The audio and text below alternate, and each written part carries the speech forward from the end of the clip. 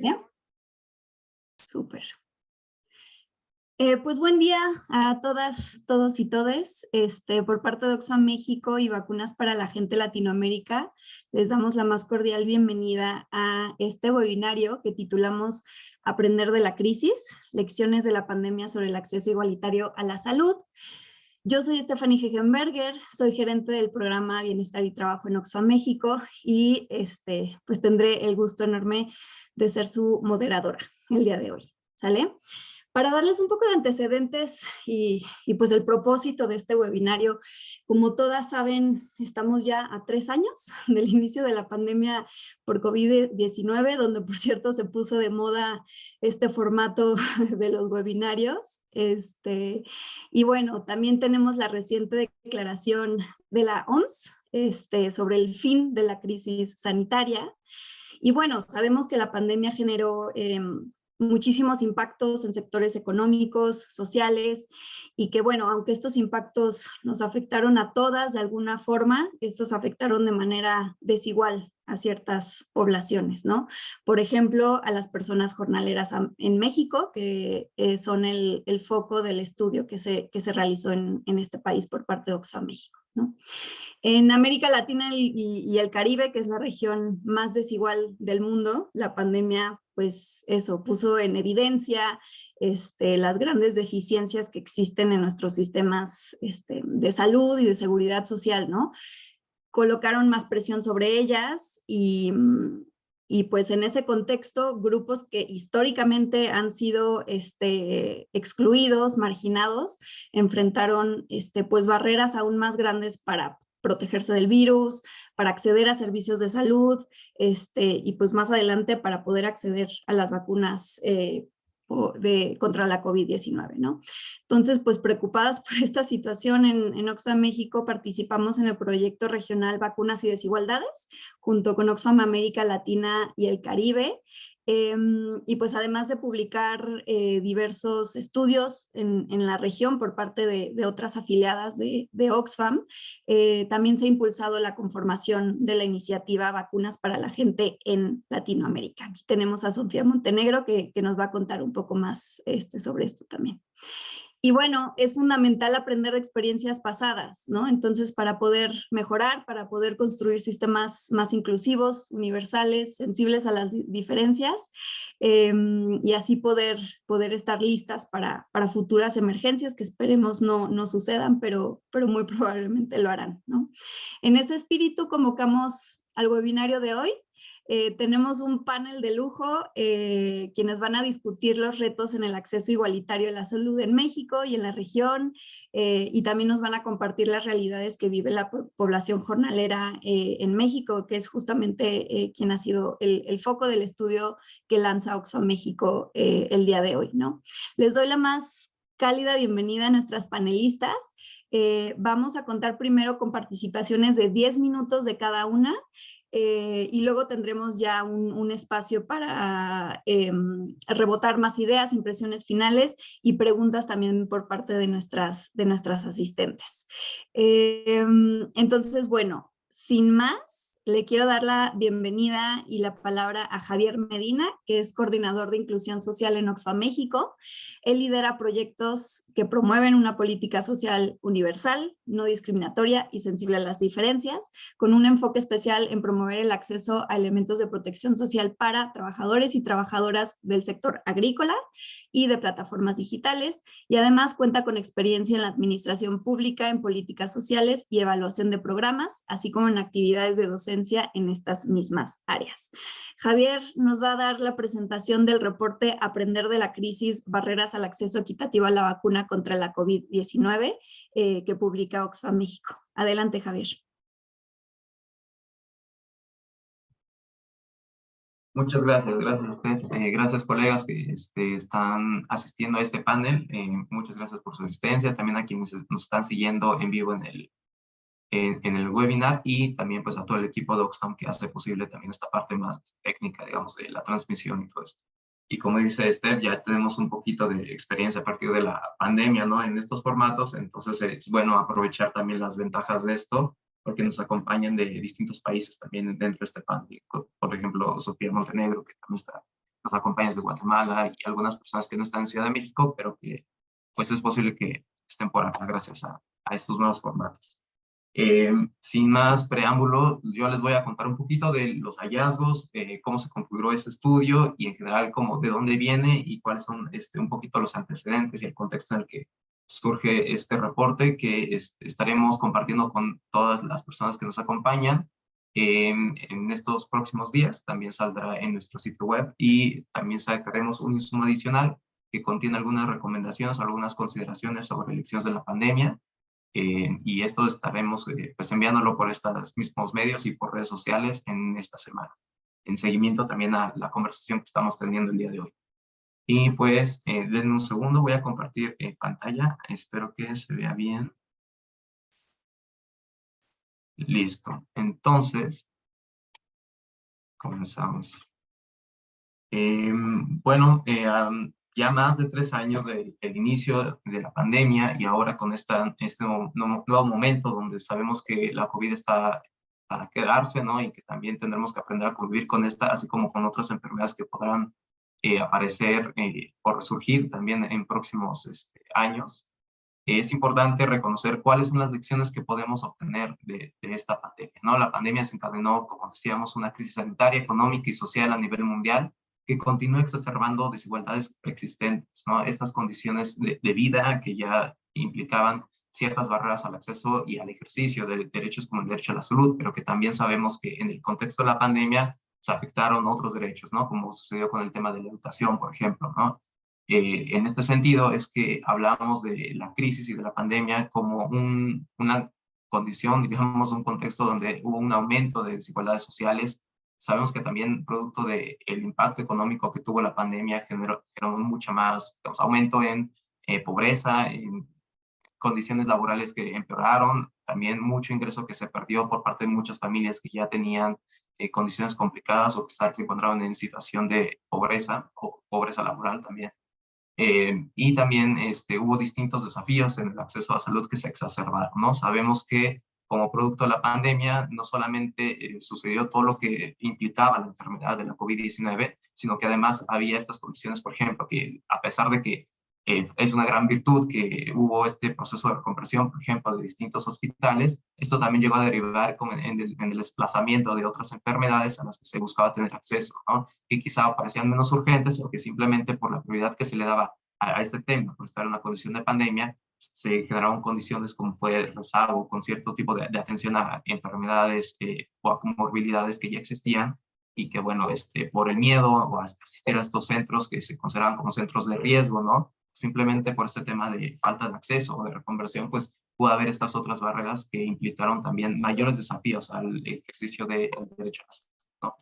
En medio de este contexto de aumento de desigualdades sociales y todo esto, lo que nos interesaba mucho con este reporte era entender cómo es que el caso de justo de la COVID-19 como un caso muy, muy concreto en una crisis, cómo se podían ver afectadas pues, el ejercicio de estos derechos en poblaciones que ya llevaban como varios años en estas condiciones de exclusión social, ¿no? Contextos, obviamente, en temas como de entornos rurales, donde ya de por sí había retos para este acceso, pero en particular nos interesaba entender, por ejemplo, el caso de las personas jornaleras. Sabemos que cuando empezó todo este proceso de la pandemia, se declararon sectores prioritarios y uno de ellos fue, por ejemplo, el sector agrícola. Y si bien dentro de la política nacional de vacunación había, por ejemplo, estas medidas para garantizar el acceso en las primeras fases, ¿no? Al personal médico y al personal, por ejemplo, de educación, no, en el tema de personas jornaleras, no había acciones muy concretas que nos dijeran, ok, se les va a dar este acceso prioritario a las personas jornaleras y queríamos saber qué efectos podía tener entonces el acceso a la vacunación en este momento, dado que fue uno de los sectores prioritarios que también no dejó de trabajar durante todo este tiempo y que sin embargo adicionalmente ¿no? Se le suman muchas otras condiciones que ya vivían antes, como condiciones precarias de trabajo, bajos ingresos, el tema de que hay muchas personas que están en la informalidad, que son jornaleras agrícolas, y que eso también representa una barrera al acceso a ciertos servicios de salud, ¿no? Dado que obviamente estamos en el contexto donde la seguridad social sigue atada a las condiciones de formalidad del trabajo. Entonces, en ese momento empezamos a hacer este estudio. Este estudio, de manera muy general, se agrupa en dos secciones. En un inicio se plantea un panorama general sobre las condiciones de acceso a salud, porque sabemos que esto ya nos daba un set inicial desde donde empezar a entender cómo íbamos a funcionar o cuáles eran las barreras o los retos que había para el sistema de salud en México, ¿no? Entonces, en este primer apartado se plantean cuáles fueron esas condiciones preexistentes donde empezamos a enfrentar la condición de la pandemia, ¿no? Aquí la importancia es reconocer cómo las diferencias en el acceso a salud que ya existían antes y en poblaciones históricamente, que habían vivido históricamente en condiciones de exclusión social, se podían manifestar en este tipo de barreras, ¿no? O incluso en ciertas actitudes respecto a cómo se entendía la salud, cómo se entendían el tema de la vacunación y cómo existía ya este acercamiento institucional a estas poblaciones o quizá no existía y cómo eso afectaba en el momento del desarrollo de la pandemia y el proceso de inmunización específicamente, ¿no? Después de este primer panorama general, se presenta un estudio de caso. Para este estudio de caso, lo que hicimos fue realizar una serie de entrevistas, tanto a actores clave, a actores de gobierno, gobierno local y gobierno, también instituciones de salud federal, también a representantes de sociedad civil y también a representantes de empresas agrícolas. Estas fueron aproximadamente 17 entrevistas para actores clave y adicionalmente hicimos entrevistas y grupos abiertos para personas jornaleras en Chiapas y en Sonora. En Chiapas, como una de las entidades que sabemos que es origen para muchas personas agrícolas, particularmente personas que son jornaleras agrícolas migrantes, y en Sonora como una de las entidades destino. Sabemos que entre Sonora, entidades como Sonora, Durango, Sinaloa, agrupan aproximadamente al 80% de las personas jornaleras en México. Entonces, lo que tratamos de hacer con este estudio fue identificar dos entidades para tratar de entender el fenómeno desde esta complejidad, ¿no? Desde la parte del origen o una entidad expulsora y desde la parte como del destino, hacia donde también tenemos una concentración importante de personas jornaleras. De este estudio, sabemos que se estima que en México no existen cerca de 3 millones de personas trabajadoras agrícolas, de las cuales solo 415,000 tienen acceso a seguridad social, por la condición que ya mencionábamos del trabajo jornal agrícola. Y esto también aumentaba retos en cuanto a la lejanía de los campos a los centros de salud, las barreras en la atención, dada la diferencia en lengua, porque sabemos que muchas personas jornaleras agrícolas también son hablantes de lenguas de comunidades originarias, y eso también representaba una barrera previa. Obviamente en su contexto de trabajo los permisos de enfermedad están todavía muy restringidos y había falta de insumos sanitarios de protección como gel antibacterial o cubrebocas, ¿no? Esto generaba mayores dificultades para la protección de salud, les ponía en una situación de mayor vulnerabilidad frente al contagio y también durante la enfermedad. Acá uno de los mensajes clave a entender y que plantea el reporte es justo entender que la pandemia generaba condiciones de desigualdad o profundizaba estas condiciones de desigualdad y que la pandemia era una crisis que era mucho más letal, mucho más prolongada y mucho más dañina para unas personas que para otras. Esto producto de las mismas desigualdades que mencionábamos. Finalmente, como parte de este estudio, identificamos un par de lecciones en este primer apartado que me gustaría aquí remarcar brevemente. Dentro de lo que encontramos fue que, a pesar de lo que en un inicio podíamos estimar, es decir, que estas desigualdades y también, algo que yo creo que más adelante nos podrá comentar un poco más Sofía a nivel regional, pero que sabemos que hubo diferencias en el acceso también a vacunación, ¿no? En el acceso en particular a vacunas, ¿no? La adquisición de vacunas por países y que hubo un acaparamiento global de las vacunas. A pesar de ello, dentro de todo lo que fue la pandemia, identificamos que justo México fue de los primeros países que tuvo la vacuna y tuvo una distribución bastante amplia de biológico. Y dentro de las entrevistas corroboramos que no identificamos graves problemas en la disponibilidad de la vacuna. Sin embargo, uno de los hallazgos importantes es comprender que la disponibilidad de vacunas no aseguró el éxito en el proceso de inmunización, en particular para personas jornaleras agrícolas, ¿no? Y justo por eso es que nos resultó muy importante entender qué lecciones de estas barreras distintas a la disponibilidad habría que tomar en cuenta para el desarrollo de futuras políticas de salud pública, pero también en contextos futuros de crisis, ¿no? Ya sea por una pandemia o también por crisis climática. En fin, sabemos que estas condiciones se exacerban en estos momentos. Y una de las cosas importantes que identificamos acá fue, por un lado, cómo factores como la desconfianza en autoridades previas y la falta de información oportuna y culturalmente apropiada constituyeron grandes obstáculos en el proceso de inmunización para esta población. Particularmente, las necesidades de información confiable quedaron sin ser atendidas para personas hablantes de un idioma indígena dentro de las personas jornaleras agrícolas a quienes fuimos a escuchar y a consultar. Esto también generó infodemia y también un proceso de rechazo al biológico, ¿no? Que derivó en ciertos casos o en que se sintieran las personas jornaleras presionadas a formar parte del proceso de inmunización. Por otro lado, también esquemas incompletos, dado también esta falta de información y que era confuso para muchas personas saber en qué momento tenían que hacerlo, o era difícil también tener el seguimiento, dado que tenían estas condiciones de movimiento muy particulares de su trabajo. Y finalmente también derivó en el pleno rechazo, ¿no? al biológico, porque no tenía la información suficiente. Acá también cabe señalar que una de las grandes diferencias entre las personas que entrevistamos en una entidad y otra fue que, al parecer, esta diferencia en el acceso y en la disponibilidad de información más cercana a personas que estaban ya trabajando en campos agrícolas generó digamos, un menor rechazo y una mayor aceptación a este biológico, a diferencia de comunidades en Chiapas, donde sí existía, digamos, un mayor rechazo, pero también producto de esta lejanía frente a las campañas y frente a la información pública que había. Y eso, en contraste con toda la información, con todos los miedos que existían a nivel comunitario, que hacían que fuera quizá más seguro, por un lado, ir y acercarse más hacia el autotratamiento y a medidas de prevención y de atención a la salud tradicional vía medicina tradicional, ¿no? Y por otro lado, pues también que la infodemia era un poco más cercana porque al haber esta lejanía de la información pública y de información pertinente y adecuada y oportuna, pues simplemente generaba mucha mayor desconfianza y más miedo, ¿no? Además de que era más fácil quizá encerrarse en comunidades, que es lo que hicieron, que fue una forma de defensa también frente a la enfermedad, ¿no? Bueno, frente al miedo al rechazo y la vacunación como un factor externo, pues fue uno de los elementos o de las grandes diferencias entre estos dos grupos y entre las dos entidades donde se trabajó en campo.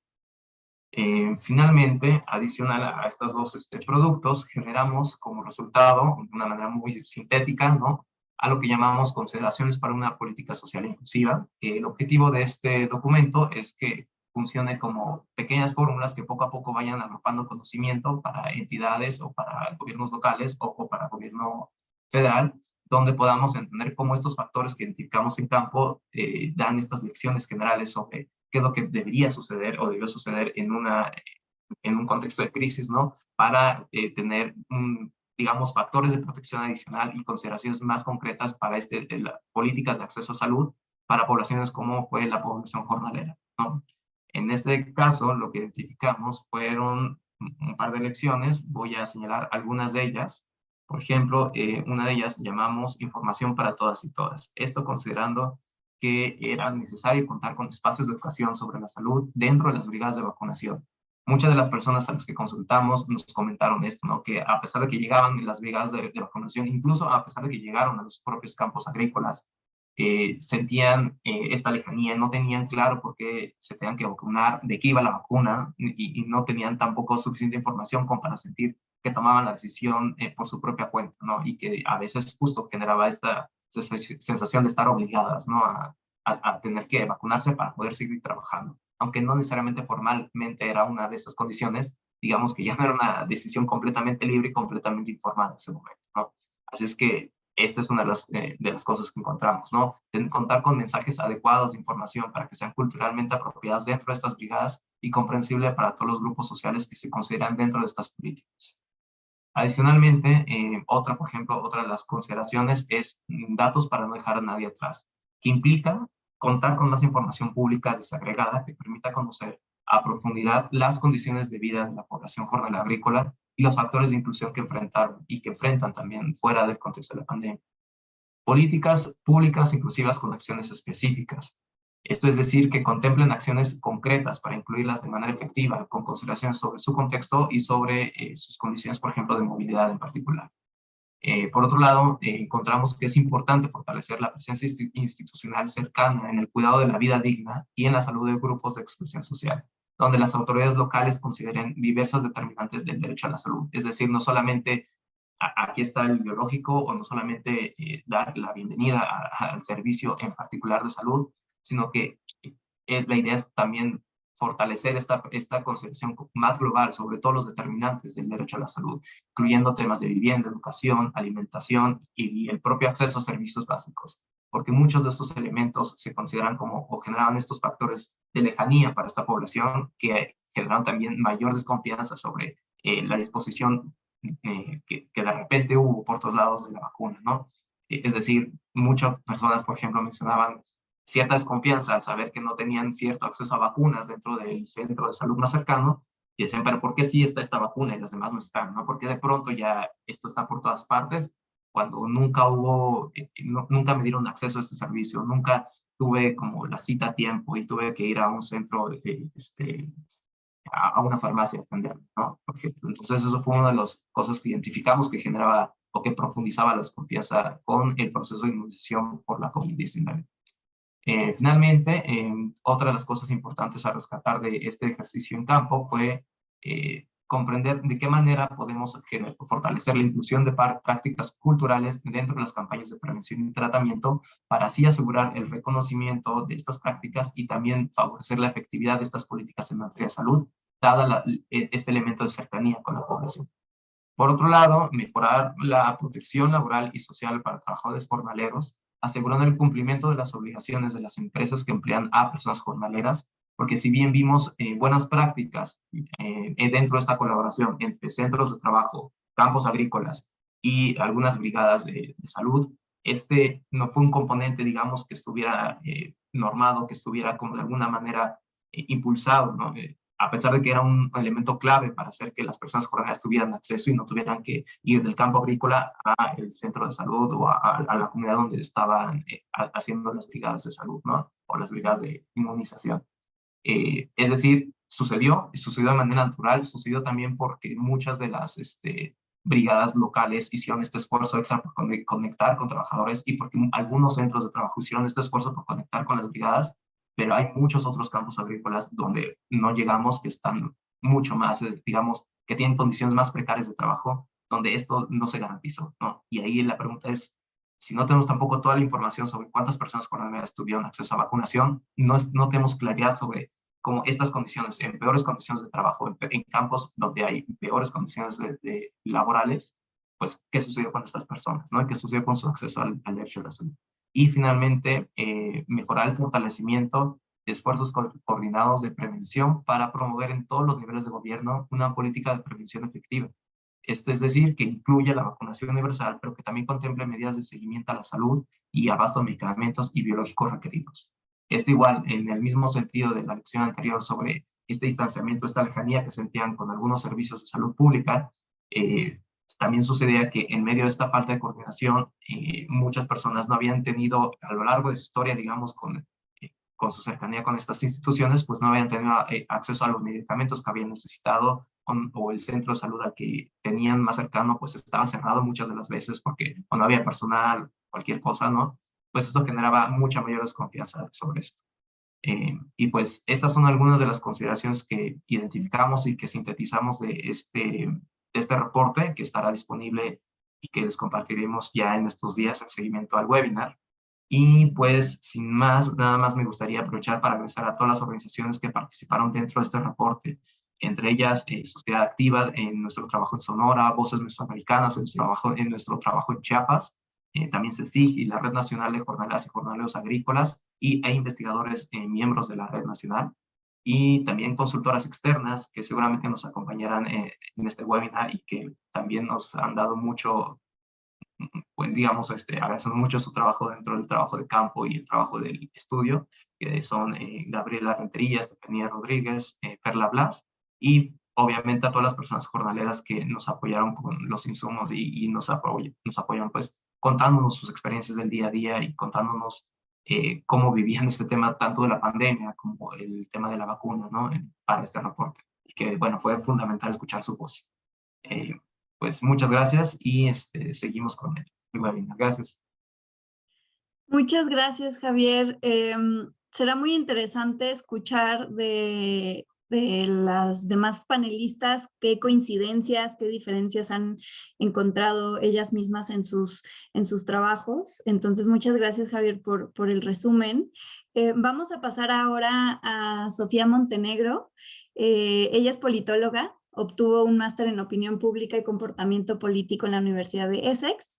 Hizo una pasantía en la organización Abdul Latif Jamil Poverty Action en América Latina y fue seleccionada para el Fellowship de Escuela de Datos para el programa sobre contrataciones abiertas en Guatemala, y ella coordina el programa Vacunas y Desigualdad desde Oxfam América Latina y el Caribe.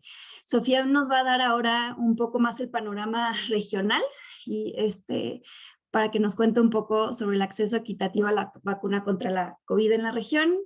Cuéntanos un poco qué coincidencias y diferencias observas, Sofía. Adelante. Voy a ser un poquito estricta con el tiempo. Les voy a mostrar un papelito que dice 1 minuto cuando estén a punto cuando está a punto de terminar el tiempo, ¿sale? Gracias, Sofía. Bye. Gracias, Stephanie y Javier. Yo creo que la introducción muy buena y además se relaciona mucho con lo que les quiero compartir el día de hoy. Así que, pues agradecer nuevamente el espacio, esta oportunidad, porque si bien pues la OMS declaró que el fin de la pandemia, ahora estamos en un momento para entender, reflexionar y sobre todo también prepararnos para cómo evitar cometer los mismos errores de estos últimos 3 años. Quizás solo para dar una idea de por qué es importante hablar de Latinoamérica, porque sabemos que nuestros países comparten algunas características, pero también somos bastante diferentes. Pero como somos una región que se caracteriza por enormes desigualdades, y aquí menciono la palabra desigualdades porque no solo existe una, sino hay varias desigualdades que se enfrentan, no solo si comparamos países, pero también si vemos, como nos presentaba Javier, comunidades y poblaciones. Nosotros presentamos el 27% de las muertes registradas por COVID-19, a pesar de que solo a nivel mundial, a pesar de que solo nuestra población está alrededor componemos el 8% de la población mundial. Es decir, fuimos una de las regiones más afectadas por la pandemia del COVID-19. Y esto no nos sorprende por lo que mencionaba antes. Tenemos muchas deudas históricas con diferentes poblaciones y también pues de una situación que si lo vemos en términos sociales, económicos y sobre todo las desigualdades estructurales pues permearon o agudizaron pues los impactos de la pandemia de la COVID-19. Yo quisiera enfocarme en 3 lecciones, aunque sabemos, y haciendo tal vez un paréntesis, todavía nos queda mucho por aprender. Contamos con una de las grandes limitaciones, que es el acceso a información. Y aquí hago un poquito de abogacía en relación a que nuestros gobiernos todavía no liberan las cláusulas de confidencialidad de los contratos. Carecemos de información sobre cuánto nos costó la vacuna en precio unitario. También no tenemos información comparativa sobre en términos del presupuesto, en términos reales de cuáles fueron las condiciones de estas negociaciones. Y si vemos este panorama, pues sabemos que todavía tenemos mucho que aprender y sobre todo mucho que mejorar. Pero bueno, me enfocaré en el primer aprendizaje, es algo que ya mencionó Javier, y es que tenemos una deuda histórica con las poblaciones más vulnerables. Es decir, si bien podemos ver en términos agregados que la mayoría de los países o nuestros países ya tienen una cobertura mayor al 70% establecido por la OMS, todavía dentro de estos mismos países, cito el caso de Brasil, que tiene 90% de su población vacunada, pero existen estados como Mato Grosso de Sul, que solo vacunó al 8% de su población. La misma situación en Perú, 90% de su población vacunada, pero cuando ya vemos los distritos amazónicos con pueblos indígenas, solo tienen una cobertura del 40%. Y así como también lo citaba Javier, las poblaciones jornaleras, jornaleros, agrícolas, también pues están en una misma situación. Esta es una de las lecciones que aprendimos y es que incluso Javier mencionaba que hay poblaciones que ni están registradas, como son las poblaciones migrantes, que fue uno de los casos que se vio en México, pero también en Colombia, con el caso de los migrantes venezolanos, que al inicio de la pandemia, o sea, cuando se empezó la campaña de vacunación, ni siquiera estaban contemplados en los planes nacionales de vacunación. No había una forma de poder proporcionarles vacunas, siendo estos el 2.4% de la población nacional en Colombia. Entonces, estos desafíos de nuestros sistemas y también una incapacidad, como también lo mencionó Javier, de poder adaptar a los idiomas dentro de los países, idiomas de poblaciones indígenas, también campañas con pertinencia cultural, todos estos factores de políticas, pues agudizaron las desigualdades. Ahora, pues sabemos que incluso si vemos por género, el retroceso, lo cita un estudio de CEPAL, estamos a 4 décadas de retrocesos de los derechos de las mujeres a raíz de estas consecuencias de lo que es el trabajo de cuidados que estuvo, digamos, impactó a las mujeres en Latinoamérica. Entonces, no solo hablamos de porcentajes de vacunación, sino esto se intersecciona o se relaciona con otros problemas sociales económicos de nuestros países. Y si vemos también pues, países que no han completado el 70% de vacunación, como es el caso de Guatemala, pues también tenemos una situación muy similar, donde poblaciones indígenas, rurales, como nos comenta el Laboratorio de Datos, existe ya hasta cierto punto una diferencia racial, también una diferencia étnica entre quienes han podido acceder a la vacuna. Esto a pesar de que, como decía, a la OMS declaró el fin de la pandemia, pues esta situación no se ha podido solucionar. Y por eso necesitamos mejores políticas y mejores recomendaciones y mejores integrar la vacuna universal de la COVID-19 a nuestros esquemas, que es una de las cosas que promueve mucho este estudio. El segundo aprendizaje que tenemos, y esto lo refleja un estudio de Oxfam titulado Una agenda para la vacunación universal contra la COVID-19, que es parte de la serie El futuro de las pandemias, nos comentan que en lugar de fortalecer las capacidades estatales en nuestra región, pues hemos mantenido el debilitamiento, empobrecimiento de nuestros sistemas nacionales de salud. Es decir, ninguno de los países que atendieron la crisis han aumentado, fortalecido, seguimos entre el 5 al 6% del PIB en el gasto en materia de salud. Tampoco vemos también incluso una tendencia a la austeridad. Por ejemplo, muchos países también recurrieron a deudas para el pago de vacunas.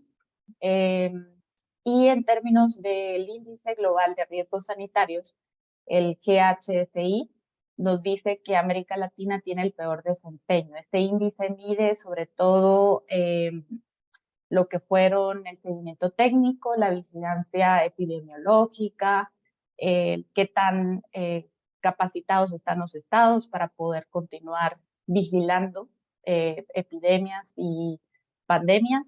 Y en ese índice, como les mencionaba, América Latina estamos por debajo, a 3 puntos por debajo del promedio mundial, con un 28%.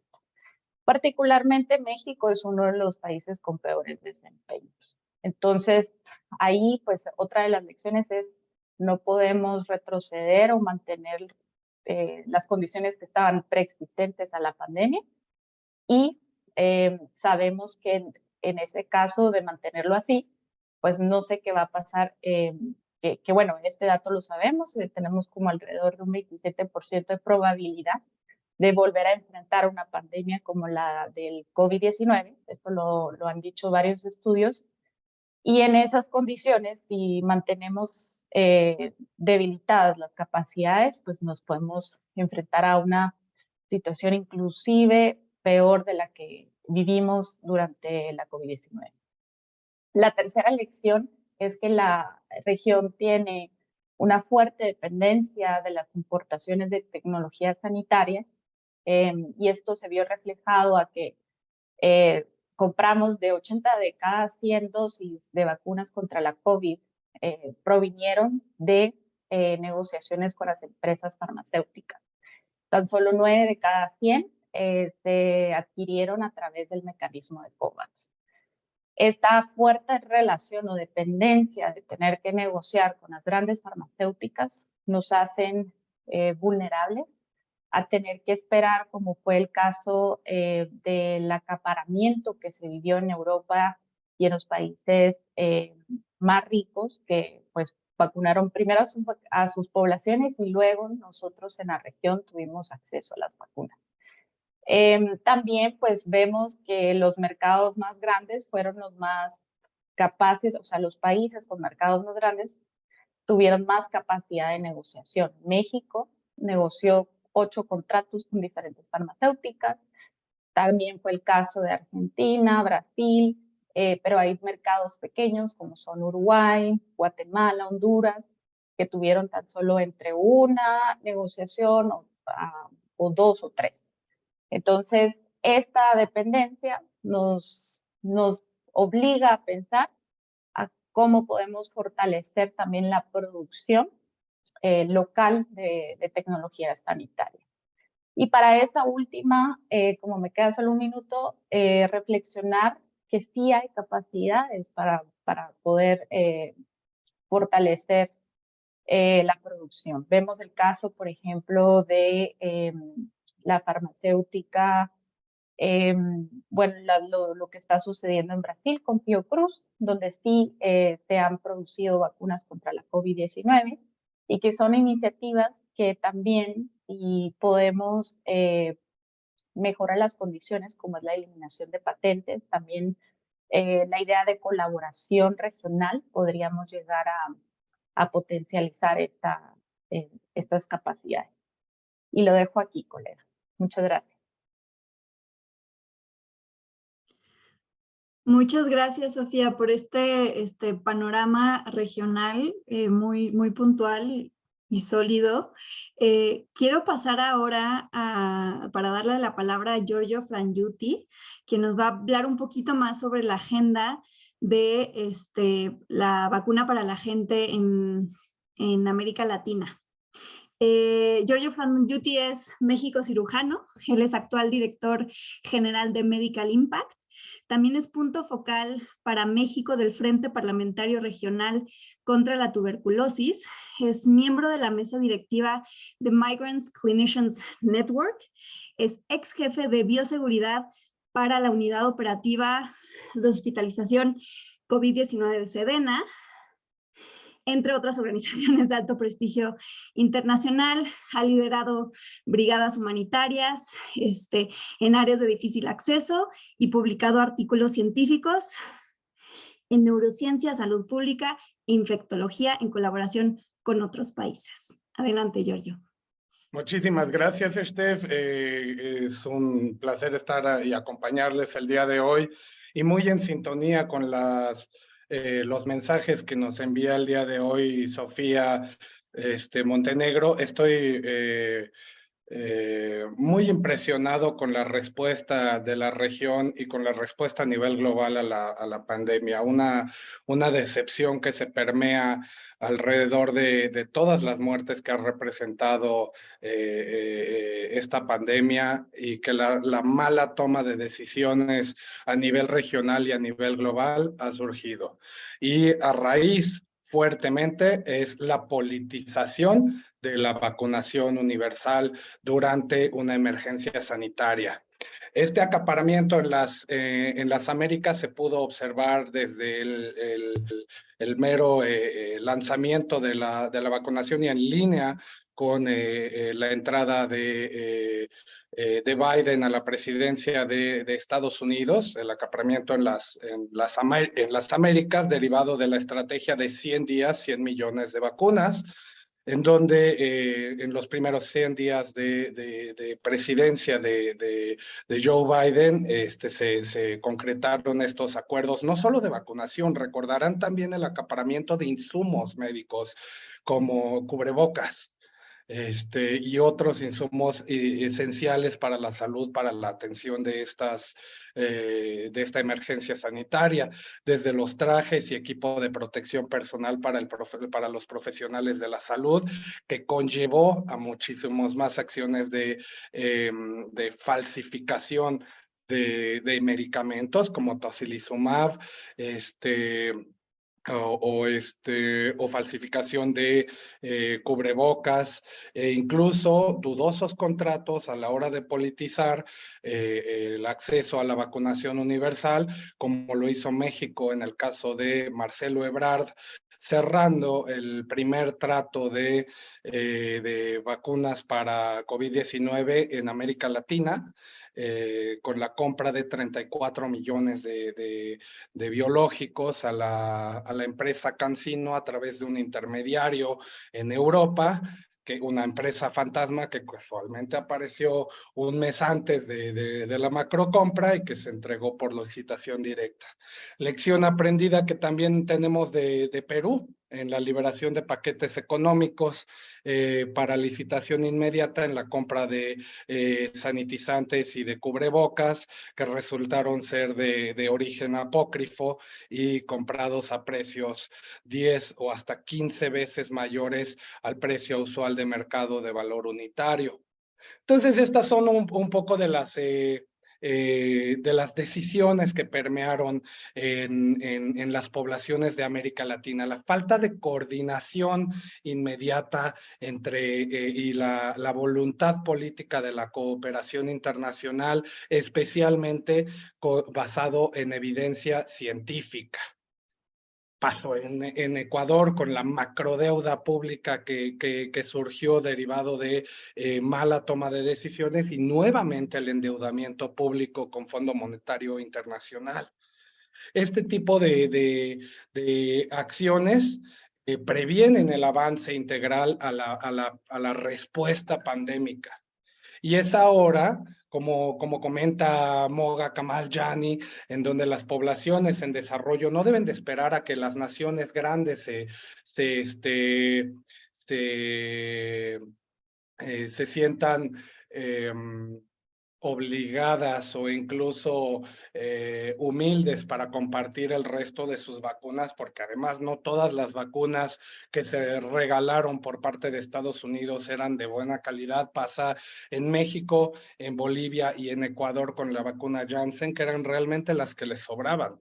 Y que además la vacuna Janssen, siendo de mala calidad, una vacuna muy sonada por ser monodosis, pero también con baja retención inmunitaria, que es decir, que se quedaba la inmunidad nada más por 6 a 8 meses y al final las recomendaciones de la OMS, tanto de CanSino como de la vacuna Janssen, de la farmacéutica Johnson & Johnson, era te la pones, pero luego te tienes que poner otra de todas formas de calidad, obligando a los estados a comprar 2 veces o a los cabezas de estado a lavarse las manos con que ya di vacunas, pero no dije que eran buenas vacunas.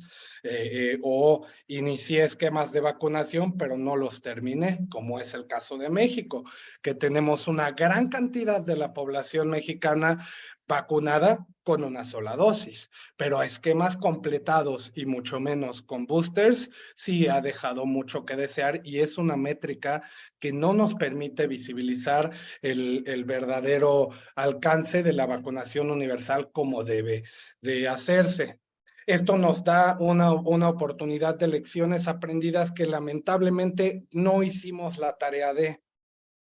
Una lección aprendida donde pudimos haber aprendido más era en influenza en el 2008 y 2009. Mencionaba también Sofía acerca del componente racial. Y ustedes recordarán el nacimiento del Wuhan virus o el virus de Wuhan, el virus chino, y cómo segregaba primero a las poblaciones asiáticas y del sureste asiático, e incluso impidiendo sus vuelos y generando estigma y discriminación entre estas poblaciones. Misma lección que tenemos por aprender de Mpox, la viruela símica, y los hombres que tienen sexo con hombres, en donde se genera una discriminación sistemática a poblaciones vulnerables cuya situación ni siquiera tiene que ver con la transmisión de las enfermedades, pero el mismo establecimiento de estos perfiles genera estigma y discriminación fuerte incluso de los estados a estas poblaciones. Entonces, para aprender de nuestros errores es necesario entablar un diálogo orientado a la decisión, a la toma de decisiones basado en evidencia científica y no en el feeling político, en el sentimiento político. Y que los cabezas de Estado, como los ministros de salud y otros actores de alto nivel, entiendan que en ocasiones ellos no son los que deben de compartir estos mensajes. Recordarán a Macron alarmando acerca del ibuprofeno, a Donald Trump alarmando acerca de la hidroxicloroquina y sus beneficios terapéuticos con nula evidencia científica, entre otras situaciones que más allá de generar un bien a la comunidad científica internacional, lastimaban de manera dramática el establecimiento de esquemas terapéuticos armonizados recomendados por la OMS, y se desconectaban los estados de escuchar recomendaciones científicas, como el caso de la Ciudad de México, distribuyendo enormes cantidades de acitromicina o de ivermectina, le llamaban el COVID kit, a cualquier población que se encontrara infectada por SARS-CoV-2, patógeno que ocasiona COVID-19. En esta sintonía, ni siquiera se preguntaban alergias o enfermedades cardíacas, y creo que además de los estragos que está generando COVID prolongado, una enfermedad que surge derivado de haber padecido COVID-19 como una secuela después de 3 meses de haber padecido la enfermedad, todavía me deja la duda si muchas de esas personas con cardiopatías presuntamente por COVID prolongado en realidad fueron culpa del Estado, dado que acitromicina suele generar cardiotoxicidad, y más en las dosis industriales en las que popularmente se prescribía acitromicina para combatir COVID-19. Tenemos lecciones aprendidas y por aprender de parte de vacunas para la gente LAC y recomendaciones para el Zero Draft, ahora en espera de la liberación de este manuscrito cero, conforme a la reunión de alto nivel de prevención, preparación y respuesta pandémica de las Naciones Unidas. Dado que no existe un mecanismo de sociedad civil todavía establecido para tener un contacto directo con las multilaterales, como es el caso de tuberculosis y Stop TB Partnership, o como es el caso de Cobertura Universal de Salud y UHC 2030, en el caso de PPPR, no existe un mecanismo que integre a la sociedad civil para compartir los mensajes que ahora vienen en pantalla de manera coordinada y armonizada. Mucho menos para América Latina, donde se encuentran 16 o 30 causas tratando de permear dentro de la agenda de salud global y de política global, pero no se armonizan documentos unificados, como es el caso de UHC y los Key Asks, que para 2019 todas las organizaciones organizaciones de sociedad civil integrantes de dicho movimiento exponían primero intramuros, digamos, y ya de acuerdo todos se liberaban mensajes unificadores dentro de estos 6 kiosks, y ahora encontramos replicados en Stop TB Partnership con los 5 kiosks que integran a las decenas de miles de organizaciones que están dentro de Stop TB Partnership, y son lecciones aprendidas y por aprender de la sociedad civil de América Latina, de otras agendas de salud global, ahora para integrarse a PPPR y preparación pandémica. América Latina tiene que aprender a financiar de manera doméstica sus propios esfuerzos y no depender, como dice Moga, de las naciones, los estados miembros de altos y medianos ingresos, de acuerdo a la clasificación de Banco Mundial, y establecer mecanismos que permitan la vigilancia activa. Una lección aprendida es el test. Tan fácil de entender ese título de 3 tests de la OMS, en donde México ignoró sistemáticamente el llevar a cabo pruebas de COVID-19 a la población, cerrando vastamente la posibilidad a laboratorios privados o trabajar en armonía con el sector privado para poder desarrollar e implementar estas pruebas, subestimando dramáticamente a la pandemia hasta que explotó en la cara en el Estado mexicano. Es por esto que se utilizó a la vacunación universal como como una herramienta política para deshacer o resarcir un poco los daños que obligó el Estado mexicano a suceder ante esta pandemia, al estar con una cultura negacionista por parte de los jefes y la cabeza de Estado y los ministros competentes para hacerle frente a esta pandemia. Las lecciones aprendidas de otras agendas, como por ejemplo la tuberculosis, enfermedad infecciosa que más personas mata en el planeta antes y después de COVID-19, nos deja mucho que decir en materia de acceso a poblaciones vulnerables. La gente de TB que se muere son las poblaciones que mencionó Javier Medina al inicio de este webinar. Entonces, el marco multisectorial, intersector, multiactor del Programa Mundial de Tuberculosis nos deja un marco de referencia de cómo integrar a los diferentes actores de sector público, social, academia, reguladores, sector privado, líderes comunitarios, en un enfoque integrativo en el marco del Engage TV y de la estrategia Poner Fin a la TV de la OMS para poderle hacer frente. Otras lecciones de quienes medio lo hicieron bien, como Honduras, establecieron acuerdos y legislación efectiva para que cualquiera se pueda vacunar. Esto dado el hecho de una lección padrísima, bueno, que me parece muy padre de Estados Unidos, en donde dijo, aquí se vacuna quien sea. Esta fue la forma en la que Estados Unidos hizo que el resto del mundo pagara por sus vacunas, porque cientos de miles de millones de personas llegaron a Estados Unidos a vacunarse.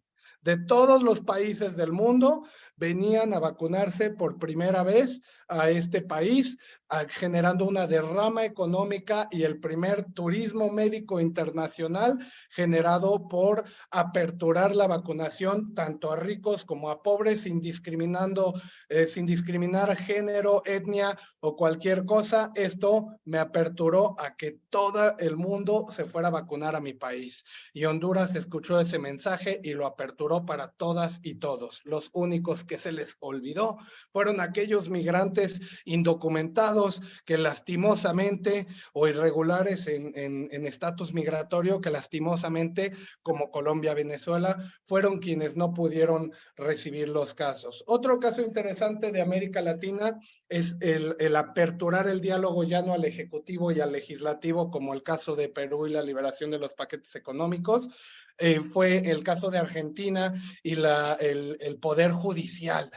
en donde nosotros podíamos someter amparos para generar jurisprudencia, una forma diferente de legislar, y así, a través del Poder Judicial, legislar de cierto grado para que los tribunales federales pudieran cerrar el acceso a la vacunación en caso de niños, niños, niñas y adolescentes, en específico niños y niñas, debido a que no existía evidencia clara de beneficio. Y más allá, las recomendaciones científicas hechas por la OMS referían que no era necesaria esta vacunación y que se priorizara a los grupos vulnerables más allá del sentimiento, de esta emoción de querer vacunar a los niños, cuando hubo más suicidios infantiles que niños, niñas y adolescentes fallecidos por COVID-19. Entonces, no todo significa vacunar a todo el mundo, sino vacunar a aquellos que más lo necesitan y enfocarnos otra vez en la ciencia.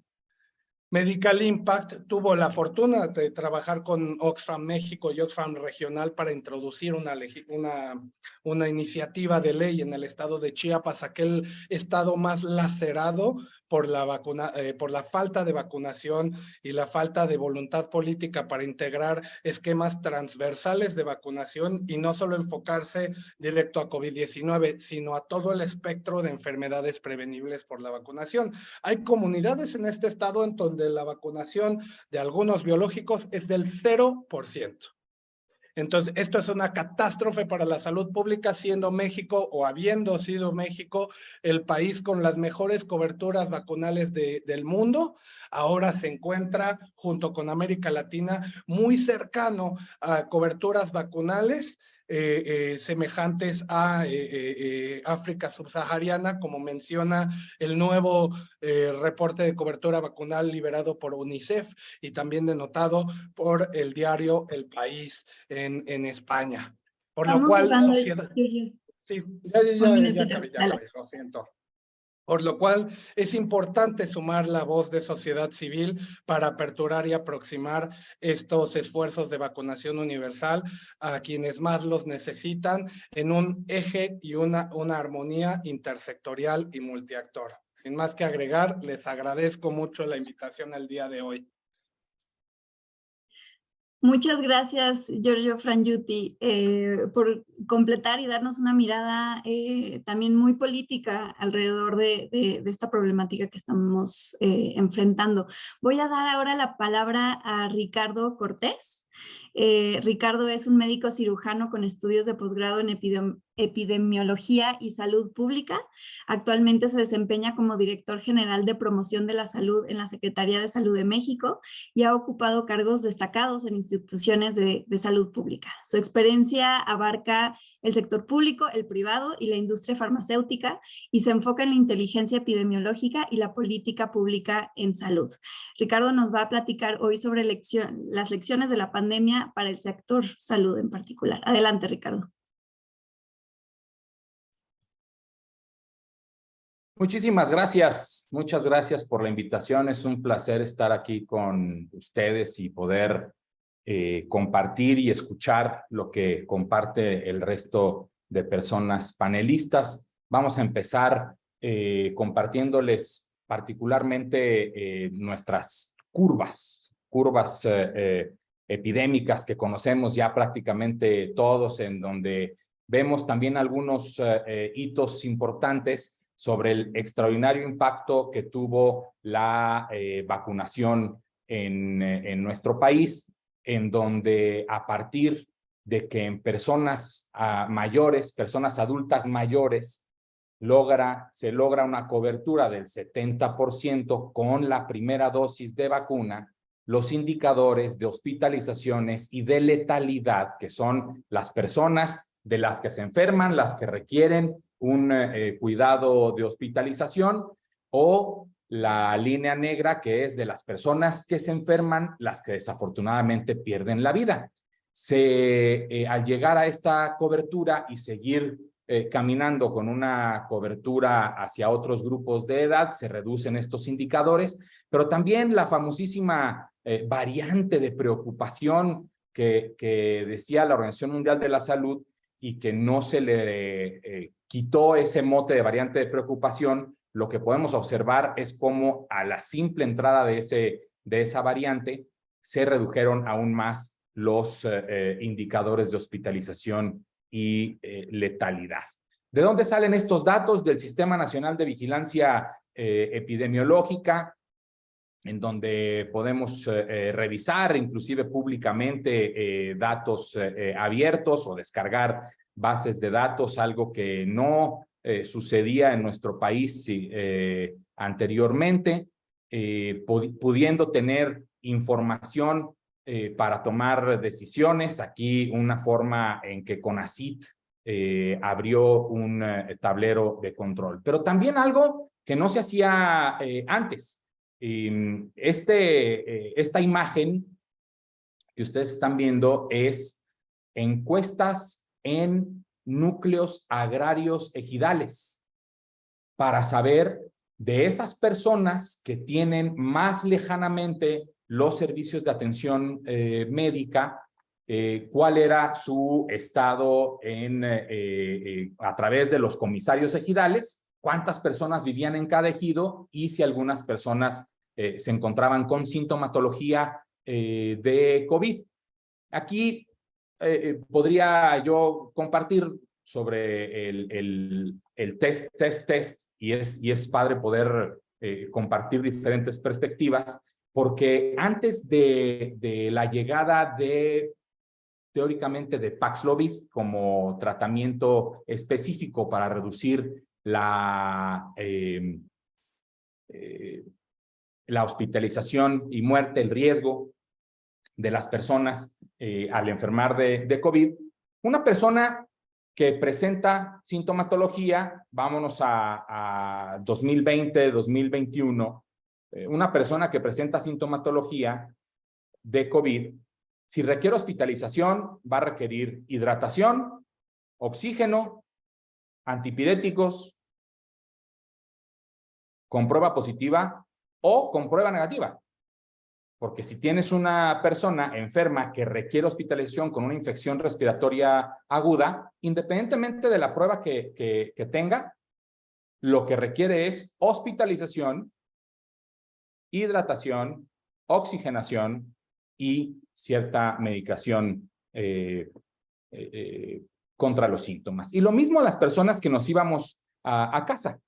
Si yo me enfermo y tengo sintomatología compatible con COVID, me tengo que ir a aislar en mi casa, hidratarme bien, tomar antipiréticos y actualmente, si no soy de un grupo de riesgo para hospitalización y muerte, no me van a dar Paxlovid. No requiero Paxlovid. Por lo tanto, una prueba positiva o negativa resulta potencialmente innecesaria. Ahora, sobre lo que escuchaba de pertinencia cultural, es indispensable. Es indispensable. Y en nuestro país buscamos trabajar desde la Secretaría de Salud con otras secretarías de Estado, aquí particularmente la Secretaría de Cultura, que tiene a su cargo actualmente el Instituto Nacional de Lenguas Indígenas, con quienes trabajamos para la traducción de los materiales que desde la Secretaría de Salud, desde la Dirección General de Promoción de la Salud, se ejecutaban, se diseñaban y se grababan inclusive algunos videos para que el Instituto Nacional de Lenguas Indígenas las pudiera traducir a el resto de idiomas locales que tenemos en nuestro país y que, por lo tanto, las personas que están en el terreno trabajando pudieran descargar estos materiales para llevarlos hasta el terreno en donde son de mayor, no de mayor, en donde son de utilidad. Solamente en el terreno los materiales son de utilidad. En México diseñamos una política nacional de vacunación contra el virus SARS-CoV-2, como ya comentaron, con muchas dificultades para poder obtener una cantidad suficiente de vacunas para la población, al mismo tiempo diseñar una forma de vacunación de las personas que pudiera ejecutar lo más importante en materia de vacunación en COVID: reducir las hospitalizaciones y las muertes por COVID. Por lo tanto, nos teníamos que enfocar en las poblaciones que mayormente se presentaban hospitalizaciones y defunciones. Para esto se generaron diferentes ejes, 4 ejes específicos de priorización para la vacunación, que fueron la edad de las personas. A mayor edad es mayor el riesgo, las comorbilidades, y aquí los grupos de atención prioritaria, y finalmente el comportamiento de la epidemia. Este texto lo pueden encontrar en la Política Nacional de Vacunación, actualmente disponible en vacunacovid.gov.mx. No es un documento que, a través del tiempo en el que se iba ingresando una nueva vacuna, adquiriendo otra, etcétera, se iba ampliando. Es un documento vivo que actualmente está también en revisión, dado que la pandemia de COVID-19 llega a un punto en el que no representa ya una emergencia como lo representó en su momento, muy particularmente en nuestro país, en el invierno de 2020 y 2021, en donde las tasas de hospitalización en muchos de nuestros estados de la República superaron el 90% sobre las camas que se tenían disponibles. Ahora, actualmente las vacunas, dice la propia Organización Mundial de la Salud, que las vacunas actuales basadas en el virus índice mantienen una alta efectividad vacunal contra la enfermedad severa. Eso es lo que nos importa y eso es lo que nos debe importar.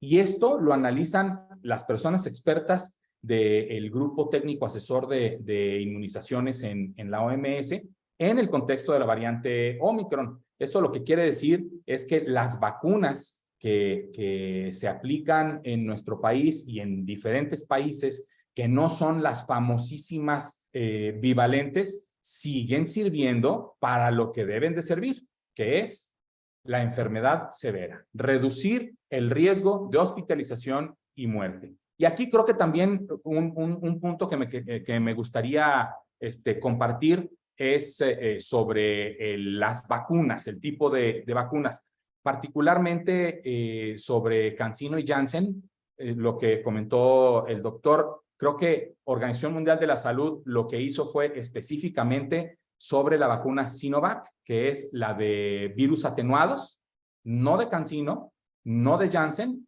de Sinovac, que es la de virus atenuados, que sí analizó una cohorte y tomaron la decisión de que las personas a las que se les aplicó Sinovac, se les aplicara otra vacuna. Y en México así sucedió. Finalmente, creo que aceptar y ver que en México la inmensa mayoría de las personas, al menos analizadas en esta encuesta en el Vaccine Confidence Project, consideramos que son, personas mayores de edad, a partir de los 18 años, consideramos que las vacunas son efectivas, lo que implica una ventaja en nuestro país. ¿Qué lecciones aprendidas quisiera yo compartirles para cerrar mi participación? 1, hay que modificar el modelo de atención para centrarlo en las personas, sus familias y sus comunidades. Ver a los determinantes sociales de la salud y acercar los servicios de salud que incluyen a los servicios de atención médica a las comunidades.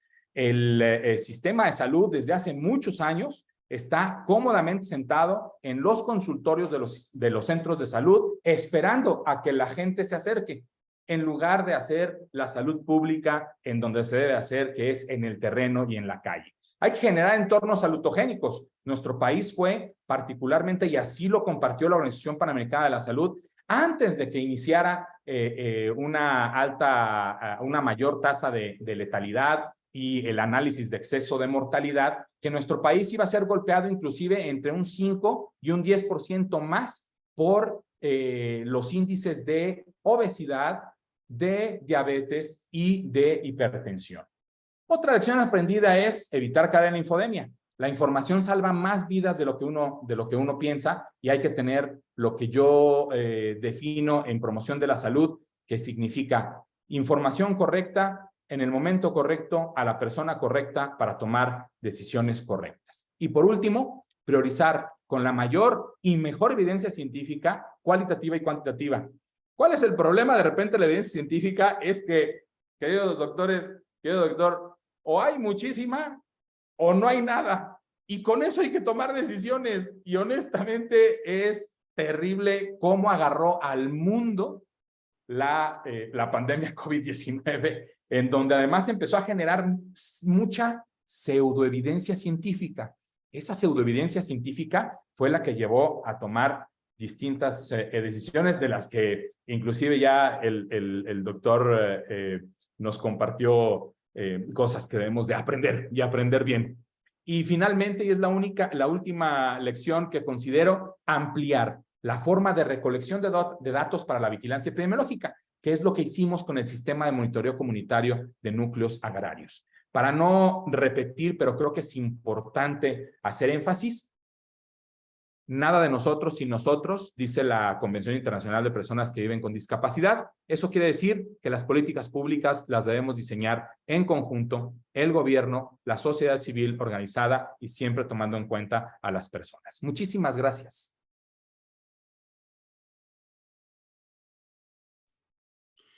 Muchas gracias, Ricardo Cortés, por aportar la visión desde la Secretaría. Será súper interesante ahorita, al final de las intervenciones, intercambiar un poco más de las visiones de cada una. Doy la palabra ahora a Marcos Arana. Sí, le tengo por acá. Él es médico cirujano y antropólogo físico con maestrías en salud pública y ecología. Se ha desempeñado como investigador, consultor y miembro de varias organizaciones internacionales relacionadas con la alimentación infantil y la promoción de la lactancia materna, y también ha desarrollado programas de atención y promoción de la resiliencia en situaciones de emergencias en Chiapas, en México, y recibió el premio Sasakawa de Salud de la OMS en 2005. Marcos nos va a platicar de los retos del acceso igualitario a la salud en México también. Adelante, Marcos. Muchas gracias. Buenos días. Aquí estoy ya en la noche, a 9 horas de diferencia, pero me da mucho gusto finalmente haber podido conectar. Bueno, tenemos realmente, escuchando esta presentación anterior, creo que habría que recordar que México tenía un orgullo enorme sobre su programa de vacunación. El programa de vacunación era un orgullo de la cobertura que tenía, y era un esquema muy completo que cubría una parte importante de la población.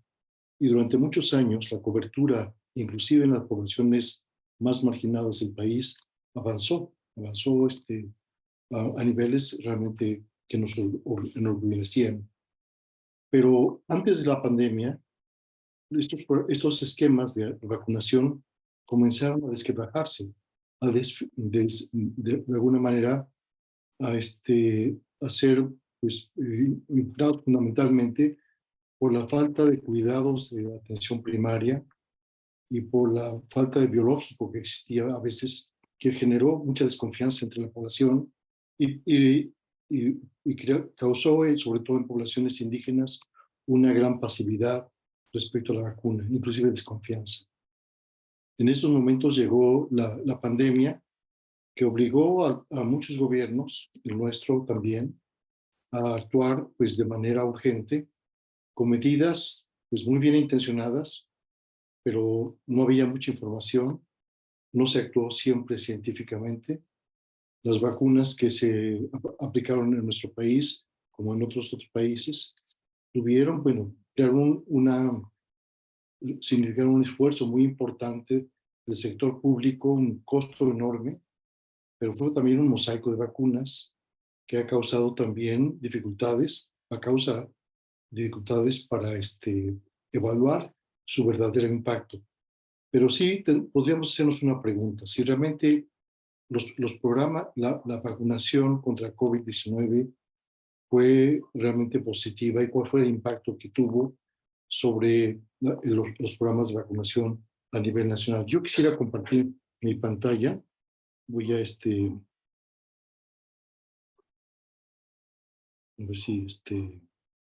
se puede.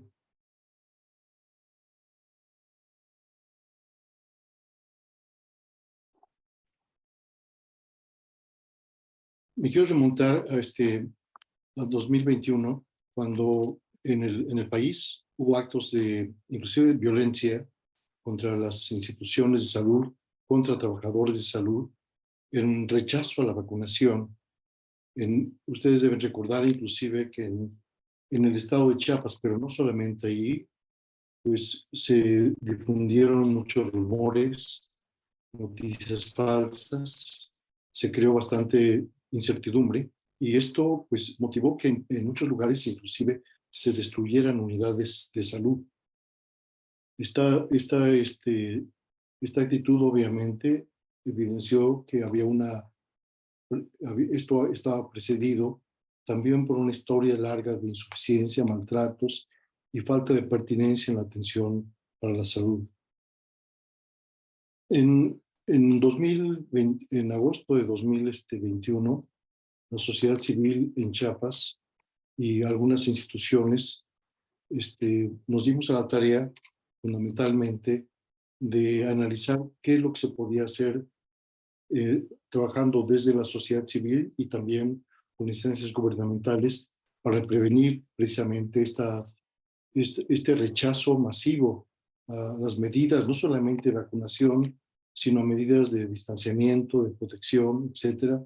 Y uno de los elementos que enfrentamos fundamentalmente es que había pues la falta de canales de comunicación adecuados. Había también pues había una cantidad de información que parecía contradictoria. Esta información que se daba en medios de comunicación no se daba muy al principio en lenguas indígenas. Estaba una acción importante que se estaba dando, sobre todo en algunos estados de la República, para prevenir los problemas relacionados con dengue, fundamentalmente, donde se hacía, recordarán ustedes que se hacía un rociado para el control de la Aedes aegypti, etcétera. Fundamentalmente, bueno, sobre todo el dengue, ¿no? De la Aedes aegypti.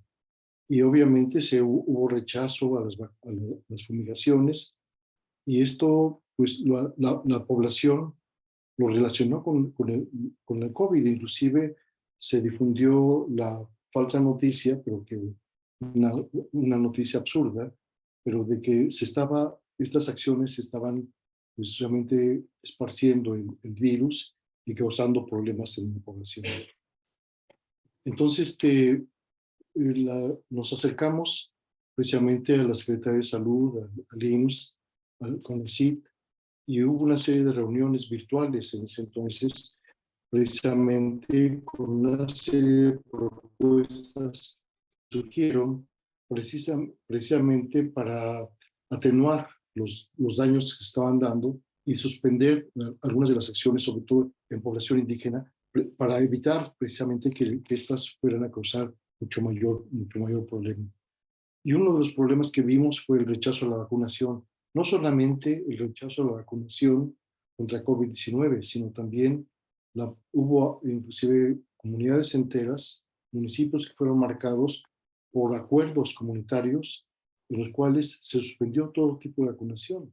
No solamente contra COVID-19, sino inclusive contra todo tipo de vacunas. Los niños dejaron de vacunarse, inclusive en municipios que en los años anteriores habían presentado problemas, casos inclusive de tosferina, muertes por tosferina, y en estas primeras comunidades se estaba rechazando la vacunación. Entonces, pues este fue un problema que además subsiste porque inclusive ahora, en el 2023, varias comunidades en el estado de Chiapas y en otros lugares también se sigue rechazando la vacuna. También se hicieron algunas propuestas como diferir un poco algunas acciones de la Secretaría de Salud, Y también se vio también la forma de que tanto la sociedad civil como organizada como las instituciones hicieran un monitoreo en diferentes regiones para constatar y tener evidencias de estas medidas que se recomendaban, como el distanciamiento, el uso de cubrebocas, el lavado frecuente de manos, etc. Se desarrollaron muchas acciones y la sociedad civil, sobre todo, quiero señalar el papel del comité promotor de una maternidad segura y voluntaria en el estado de Chiapas, que elaboró materiales educativos en diferentes lenguas. Inclusive se conformó un grupo de intérpretes traductores que sigue funcionando hasta ahora, en la cual que han reunido de manera sistemática para encontrar la mejor forma de comunicar los mensajes para ser aceptados y ser comprendidos por la población. Esto creo que puede también ser el inicio de un mejoramiento en los programas para mejorar la pertinencia cultural. También en muchos lugares la tuberculosis, los programas de tuberculosis tuvieron una afectación importante, porque no solamente, bueno, primero muchos tratamientos se detuvieron, algunos pacientes se perdieron. Esto, inclusive el comité, el observatorio de tuberculosis estará analizando, también ha estado analizando en diferentes lugares cuál fue el impacto que tuvo la pandemia por COVID-19 en el programa de tuberculosis. Una cosa que fue importante y sigue siendo importante ahora es establecer mecanismos confiables de comunicación que combatan todas las informaciones contradictorias y las falsas noticias. También se hicieron algunas acciones precisamente para una preocupación de que la subyacente, no solamente epidemia de diabetes y obesidad puede causar mayor daño, sino que en comunidades indígenas donde se cocina con leña, pues hay una prevalencia poco cuantificada de POC, esta enfermedad pulmonar obstructiva crónica, que también se pensó que pudiera ser también una causa importante también de complicaciones para la población. O sea, teníamos realmente pues, una serie de prioridades en los cuales sobre todo priorizar acciones comunitarias para pues, identificar a las personas mayores, a los enfermos con diabetes, a los enfermos con hipertensión, a las personas con obesidad mórbida, con tuberculosis pulmonar y a enfermos con patologías crónicas, así como mujeres embarazadas, y localizar a esta población para darles un seguimiento mucho más personalizado. Se hicieron varias acciones en este sentido y fue difícil la coordinación entre la sociedad civil y las autoridades sanitarias en el estado de Chiapas, pero finalmente se logró avanzar un poco. También, obviamente, la pandemia fue un campo de oportunismo, pues, inclusive para algunas compañías que promovían también donaciones muy fuera de serie, como pues que obviamente afectaban también la práctica de la lactancia materna, etcétera, ¿no? Hubo también por parte de este comité, por parte de la sociedad civil, una serie de medidas precisamente para mejorar sobre todo la atención para el parto, en un momento en el cual las mujeres y la población en general tenía una gran desconfianza de acudir a los servicios de salud debido al contagio, y por lo tanto muchas acciones de salud quedaron realmente relegadas, pero esto también fortaleció pues, el trabajo de las parteras tradicionales, que obviamente nos ha llevado también a reflexionar sobre cuál debería ser los criterios para la atención obstétrica y perinatal en regiones con población indígena. Lo que sí quiero, pues básicamente señalar es, voy a dejar de compartir la pantalla, con sí, ya únicamente para señalar que la pandemia es también nos ha dado una oportunidad para reflexionar sobre muchos temas, para reflexionar el por qué en una población que tenía determinantes sociales en los cuales esperábamos una situación mucho peor de la que se presentó, esta no se dio, quizás porque se reactivaron también mecanismos comunitarios. Habría que pensar también en aquellos aportes de la medicina tradicional, pero también en otro tipo de problemas como el gran subregistro, que obviamente evidencia pues, es una población que no está cubierta adecuadamente con servicios de calidad. Yo creo que hay una serie de puntos a reflexionar. Ojalá nos diéramos a la tarea de hacer, pero en los próximos años creo que un reto muy grande de las autoridades de salud sería cómo retomar precisamente los programas de vacunación para que, sobre todo enfermedades importantes, para que, para que estos programas alcanzaran nuevamente las coberturas que teníamos hace 10, 15 años, en lo cual pues, realmente nos enorgullecían. México está en una situación crítica en cuanto a la vacunación y creo que la sociedad, solamente haciendo trabajar juntas a la sociedad civil, a las comunidades organizadas y al gobierno, se podrá encontrar una solución sostenida para este problema. Muchas gracias.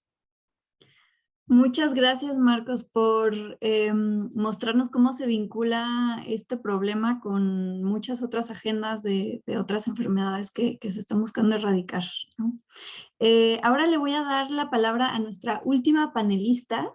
Ella es Margarita Nemesio, es socióloga y maestra en desarrollo rural con experiencia en derechos humanos laborales. Actualmente es coordinadora del área del derecho al trabajo decente en el Centro de Estudios en Cooperación Internacional y Gestión Pública, AC, y forma parte de la Red Nacional de Jornaleros y Jornaleras Agrícolas. Ha recibido reconocimientos por su labor en el fortalecimiento de los derechos humanos laborales y por su trayectoria académica en la Universidad Autónoma Metropolitana.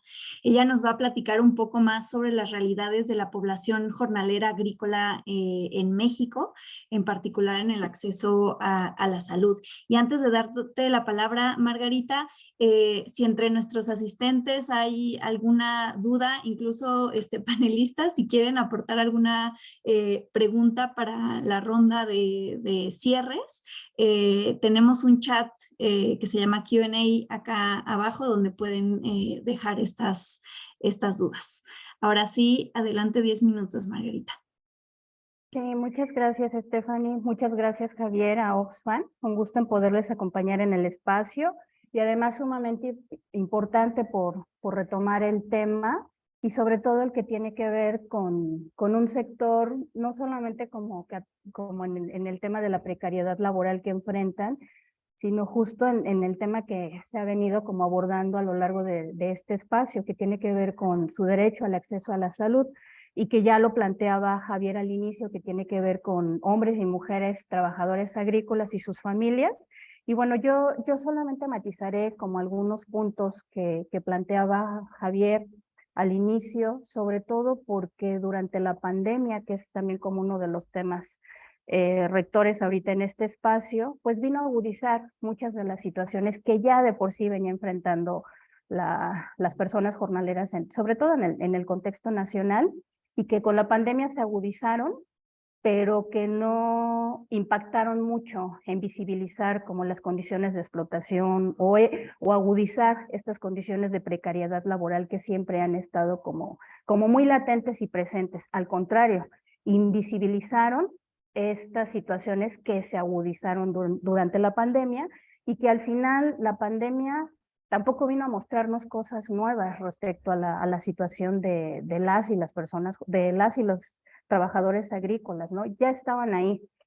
Y cuando digo esto, también es importante recalcar que no es lo mismo el impacto, la cobertura, la atención que tuvo, sobre todo en aquellas trabajadoras y trabajadores que trabajan en grandes empresas, ¿no? En sectores agroindustriales que tienen mucha notoriedad, como en el estado de Sinaloa, Las Bajas, Sonora, Chihuahua, posiblemente algunas de ellas, al resto de los campos o zonas agrícolas que hay en toda la entidad federativa y que cada ciclo agrícola y cada temporada se va abriendo un nuevo centro de trabajo, pero que no tiene ninguna supervisión de ningún tipo. en estas zonas en particular, que además requiere muchísima mano de obra. Les puedo hablar lo mínimo, tal vez 100 trabajadores, trabajadoras, hasta nos hemos encontrado donde hay 2,000, y 2,000 no les digo que son empresas agrícolas. Eso también nos marca por lo menos un margen que es importante considerar, que todo lo que tiene que ver, ahorita menciono pandemia, pero si lo focalizo al tema del derecho al acceso a la salud, la población jornalera, aparte de la precariedad que enfrenta por el tema de que no se le garantiza estrictamente su acceso a la seguridad social, se agudiza con otros factores que de ahí se derivan por no tener esta prestación tan básica u otro tipo de prestaciones sociales que en la suma debería de garantizarles mejores condiciones de vida y mejores condiciones de trabajo. Para aquellas trabajadoras y trabajadoras que les digo, están en estas empresas, que les proveen albergue, galeras, que son en realidad galeras, ¿no? Espacios donde puedan quedarse sus niñas y sus niños para que no vayan con ellos, sobre todo para quienes están en el surco directamente y no tanto en los empaques agrícolas, que tienen espacios para que sus hijas, hijos estudien. Es muy distinto a la trabajadora agrícola, que lo único que hace es entablar una relación contractual con el empleador o empleadora que la está contratando, sobre todo para aquellas familias que migran, y que todo lo que se entabla es: te voy a pagar tanto, el campo al que vas a llegar es este, vas a cortar pepino, tomatillo, tu pago va a ser por tarea, a lo mejor vas a completar 200 pesos al día de lunes a domingo, y es todo. Ella, como integrante de una familia, va a tener que ver qué lugar va a buscar para poder quedar el periodo de tiempo que va a estar ahí. E insisto, si es migrante, si es una persona jornalera que es local o que está sentada, posiblemente las condiciones sean un poco distintas, pero no estrictamente, ¿no? Pero poniéndolo en este escenario de aquella que sale de Oaxaca, Guerrero, Chiapas y que va a Nayarit o que va a la parte norte o sur de Sinaloa, pues va a tener que buscar un espacio donde quedarse, un espacio donde pueda albergarse para que ahí se queden sus hijas y sus hijos. Si se tiene que atender médicamente, pues como Seguro Social no lo tiene a la mano, pues muchos de ellos acuden con médicos particulares.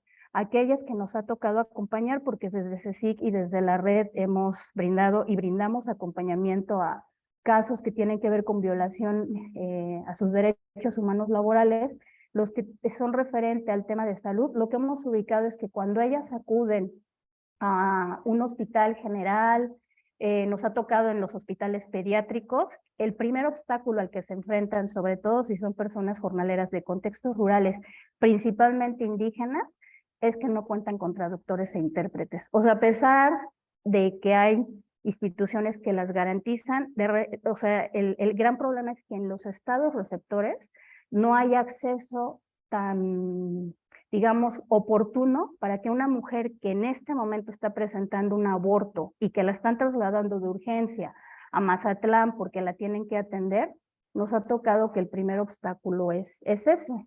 Atraviesa también por las cuestiones interculturales. De repente, y ahorita se los comento porque hay como 2 acompañamientos que vengo haciendo ahorita, 2 comunidades aquí en la montaña de Guerrero, donde me encuentro en este momento, y por ejemplo lo que ellas me decían, y son compañeras que hablan el MEPA, que es el tlapaneco para quienes hablamos castellano, y las compañeras nahuas que hablan el náhuatl, y ellas lo que me decían es que en realidad nos terminan regañando. O sea, vamos y lo primero que nos dicen es: ¿por qué vienes hasta ahorita?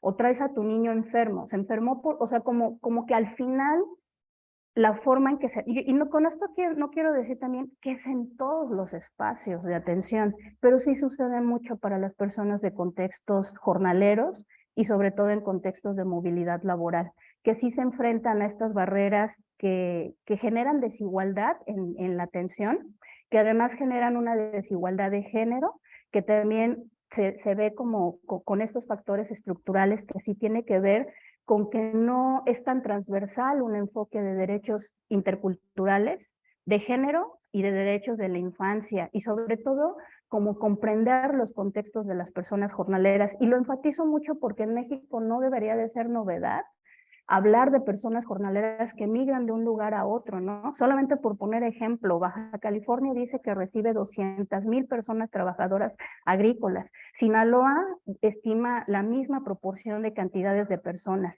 Si ya hay estas estimaciones, ¿por qué a veces como estas perspectivas y enfoques no son tan transversales en términos de la atención que se les debería de brindar? Sí nos ha tocado ver que a veces las reacciones son como en la emergencia, en la urgencia. Pongo un ejemplo. Con la pandemia nos tocó que las brigadas que se llegaron a realizar llegaban a algunas sindicaturas o municipios y lo hacían en un horario que no era compatible con los horarios de las personas trabajadoras, porque estaban en el surco cortando jitomate, pepino, berenjena, en fin.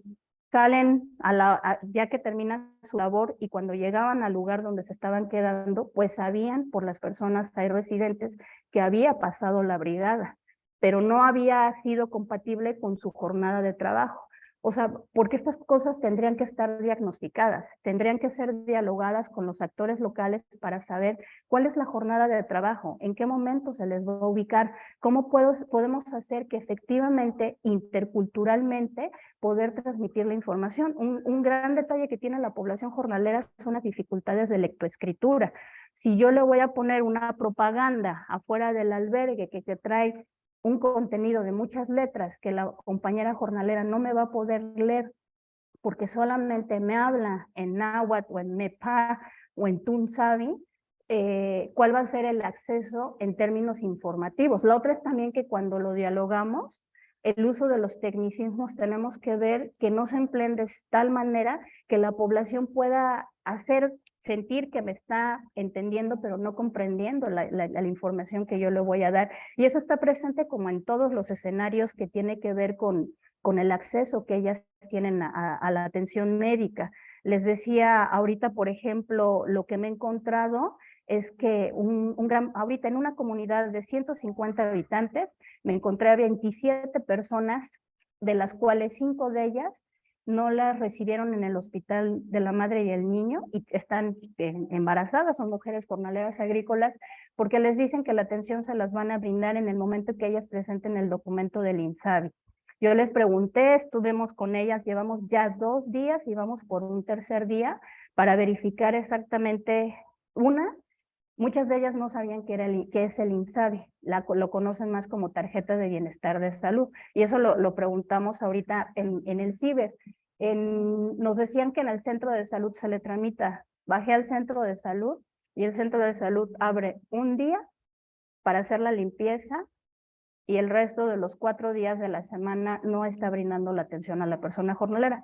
Me comuniqué a la jurisdicción sanitaria y me dijeron, eso le corresponde a su centro de salud. Le digo, pero si los estás mandando a una colonia que no es las de ellas, ¿cómo van a acudir? Le digo, además de las 27 personas que yo identifiqué, solamente los hombres hablan el español. Con las mujeres estoy apoyándome en una mujer que me está traduciendo, pero además me está interpretando. Entonces estamos facilitando como la forma de poder que tramiten el documento para que puedan ejercerlo, pero por ejemplo en la otra comunidad resultaba, no solamente eso, me decían que el gran tema que ellas manejan son los implantes o el tema de cómo garantizar que las puedan atender en las clínicas que están cercanas.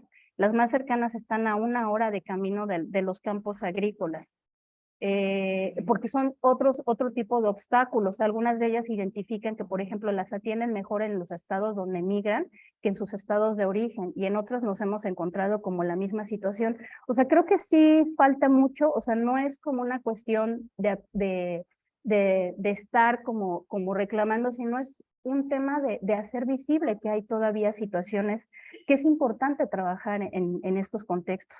Es importante una interlocución. Yo pondría en primera instancia a comprender las problemáticas que enfrentan las personas en estos contextos, las comunidades, y de ahí partir justo de cómo toca a los actores, sea de sociedad civil, sean autoridades locales, sean autoridades estatales, y con otro tipo de actores que convergen en estos espacios. Si no tenemos como radiado estos elementos, al final desdoblamos muchas responsabilidades a las familias que no les toca asumir y otras sí. Hay que garantizar acceso a la información, hay que seguir trabajando en cómo garantizar que el acceso a la salud para la población jornalera sí se garantice para cubrir no solamente aspectos de acceso a vacunación, sino otros derechos tan básicos. Me pregunto, y ya con esto voy cerrando, algo que es muy visible. Se decía que la población jornalera durante la pandemia fue un actor y actora esencial, porque por medio de sus manos y de su trabajo, muchos de los productos, y esto sucedió a nivel global, ¿no? Llegaron a nuestras mesas. Pero de esta misma forma, debería de haber diagnósticos que deberíamos de profundizar en el tema de salud, cuáles son los efectos de salud por el contacto de agroquímicos que hacen de que su trabajo constante esté tocando estos productos. A nosotros nos ha tocado verlos y nos ha tocado constatar que aunque no sea como en estos grados de toxicidad, sí generan un impacto, pero no nos permite medir cuántas de ellas, de los cánceres cervicouterino en mujeres jornaleras, se deriva de eso. Las mujeres que están lactando y amamantando a sus bebés en los campos agrícolas, que no tienen acceso al tema de cuidados, pero que están en este surco haciendo espacio para cuidar al bebé y luego incorporarse al trabajo, ¿qué tipo de atención a la salud debiera de tener estrictamente hablando con esos factores cuando sus cuerpos están expuestos al sol, cuando duran 8 horas agachadas? O sea, ¿qué formas de tratar ese tipo de atención corporal, ese tipo que tiene que ver con otro tipo de afecciones, ¿no? O sea, creo que hay mucho por trabajar, hay formas de ir adecuando esto, y esas son formas con las cuales podemos ir iniciando como otra forma de sí garantizar un acceso real a su acceso al derecho a la salud, por lo menos de este sector de la población, y que además impacta a sus familias, impacta a sus comunidades. Lo dejo por ahí, muchas gracias. Muchas gracias, Margarita, por esta perspectiva donde realmente nos cuentas desde la realidad, desde el terreno, desde las comunidades. Enriquece muchísimo la visión y estos aprendizajes que estamos recogiendo el día de hoy.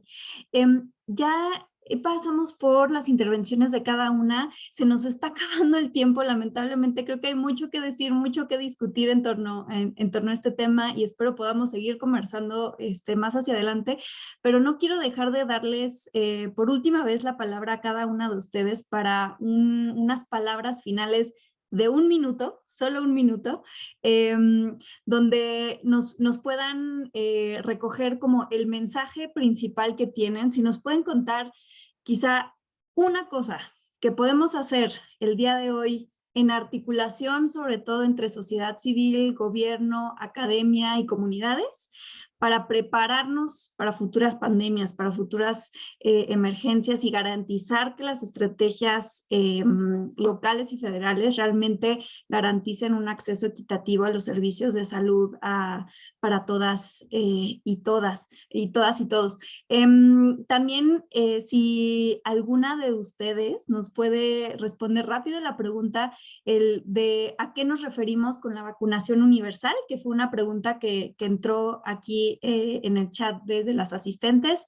Veo también una manita levantada, entonces si nos pueden dejar la pregunta por acá en el chat, en el Q&A, para que alguna de las panelistas pueda recoger esta pregunta. Entonces, para últimas palabras, voy a dar la palabra al revés. Vamos a iniciar con Margarita y después si podemos pasar directo a Marcos, luego a Ricardo, luego a Giorgio, luego a Sofía y luego a Javier, por favor, para yo no ocupar más tiempo entre medio. Entonces, 1 minuto cada una. Adelante, Margarita.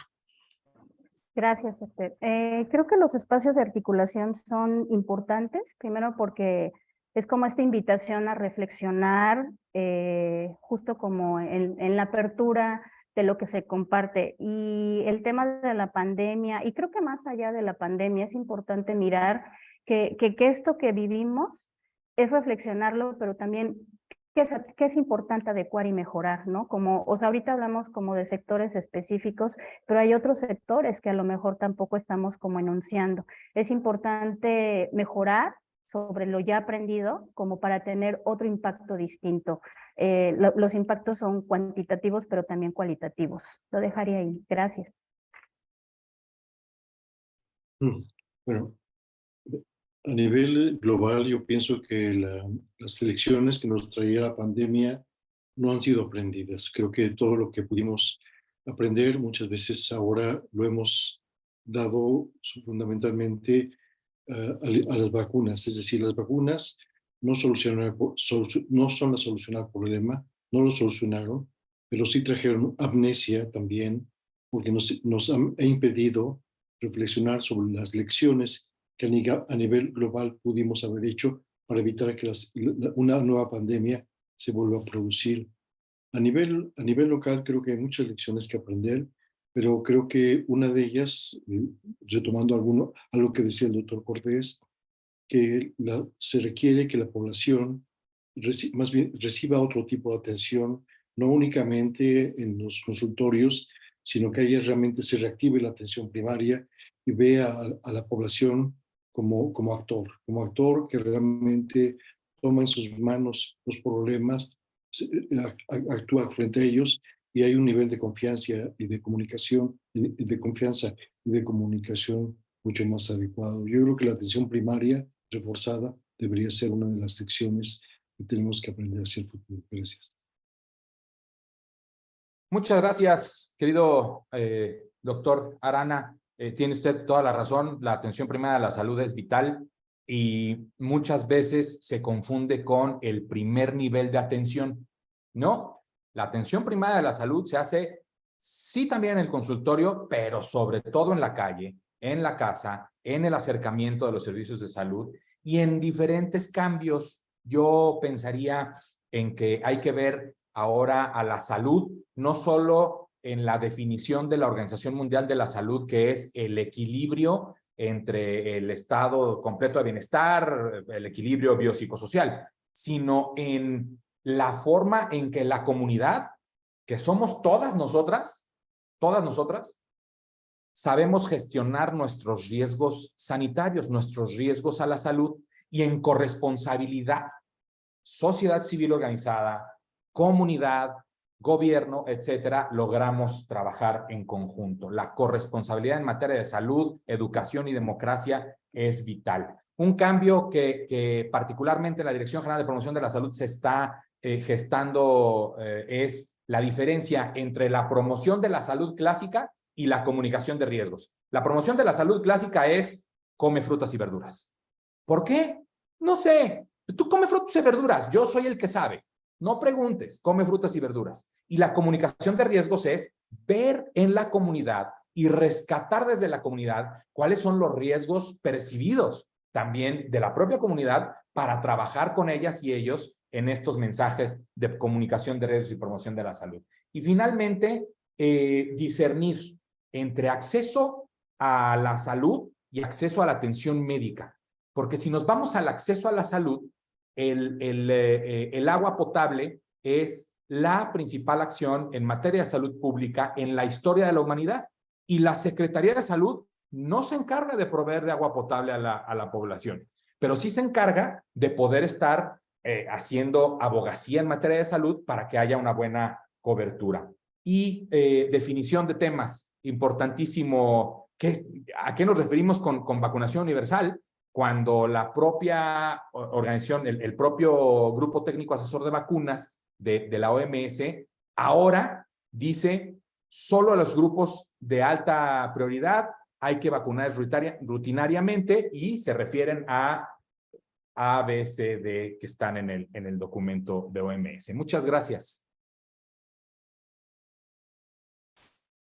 Quiero agradecer a todos por su tiempo el día de hoy. La lección que quisiera denotar en este momento es sí, todo ya estaba mal. Esto no es culpa ni de la administración presente ni de la pasada, pero sí le echó la luz y un foco esencial a las carencias en los sistemas de salud que tienen varios países de América Latina y el Caribe. Por lo cual debemos de trabajar en equipo y no solamente dejar que el gobierno resuelva las cosas. Es muy fácil andarse quejando, es muy fácil ser el borracho y no el cantinero, ¿no? Y a veces nos toca ser uno o el otro. Entonces, yo quisiera invitar al gobierno, a ti, Ricardo, a sumarte a trabajar con sociedad civil. No todo es protesta, también hay propuestas, y creo que el reporte de hoy dilucida la posibilidad de sociedad civil de proporcionarle herramientas al sector público para poder trabajar en equipo. Somos sus aliados, más allá que sus enemigos. No venimos a gritarle al sector público qué hacer, sino trabajar en equipo. Creo que va a resolver problemáticas complejas a futuro y permitirnos aprender de esta pandemia para que la siguiente no nos arrebate ni la mitad de lo que nos dejó esta. Muchas gracias.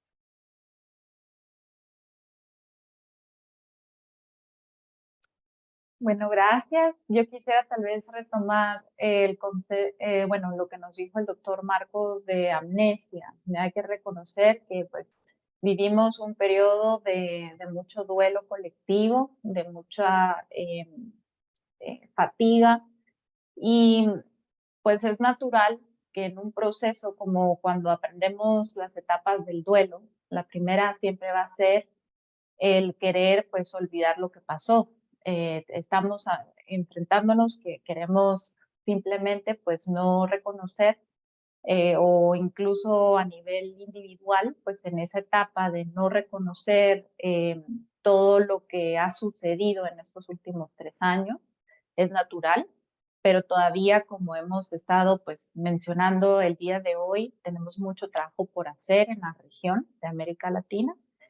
Y después de esa primera etapa de duelo viene el reconocimiento o la aceptación, y en esa aceptación tenemos, como bien decían los colegas y las colegas, prepararnos mejor, empezar a fortalecer una gobernanza colaborativa entre lo que son entidades públicas, gobiernos, sector de sociedad civil, y en esto pues le apostamos a lo que es generar un nuevo modelo de gobernanza en la región que pueda fortalecer sus capacidades, desde Vacunas para la Gente, que es la alianza del capítulo de People's Vaccine Alliance.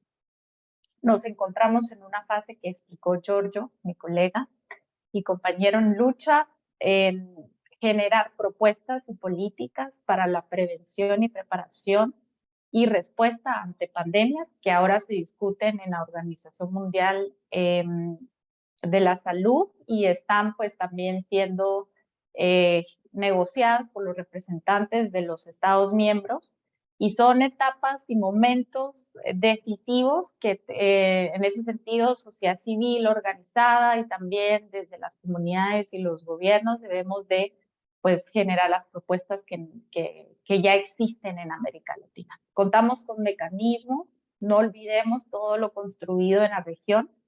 Está el reglamento sanitario, tenemos mecanismos regionales que ya atienden a estas, que pueden aportar. Entonces, la apuesta es no olvidar y también pues reconstruirnos de las heridas de forma colaborativa, en solidaridad y en armonía. Gracias, Sofía. Gracias, colegas. Pues a mí solo me gustaría abonar a modo de resumen en cómo este tipo de eventos, ¿no? Que pareciera que ya una vez que termina la pandemia, como porque seguiríamos hablando de algunas cosas, justo dan pistas de cómo podemos ir rescatando lecciones muy concretas que no solamente vienen de algunos sectores muy específicos, ¿no?